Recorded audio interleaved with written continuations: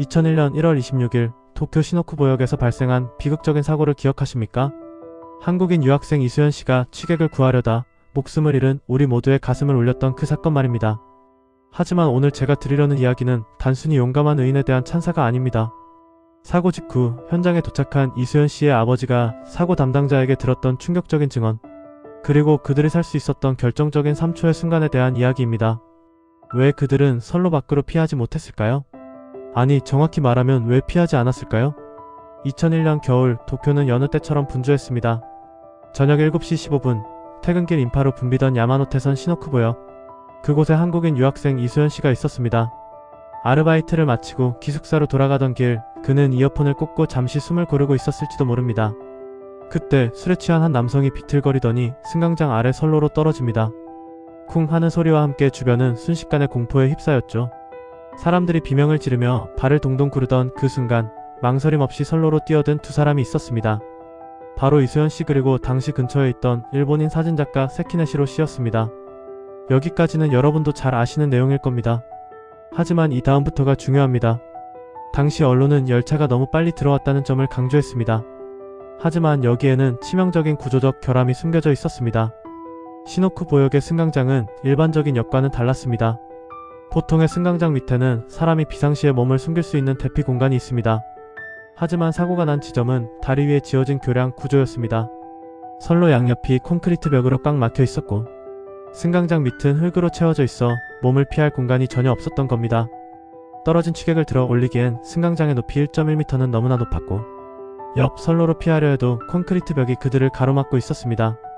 말 그대로 도간에 든 쥐가 된 셈이죠. 하지만 전문가들의 분석과 당시 기관사의 증언을 종합해보면 더욱 가슴 아픈 사실이 드러납니다. 사고 당시 열차가 진입하기까지는 약 10초가량의 시간이 있었다고 합니다.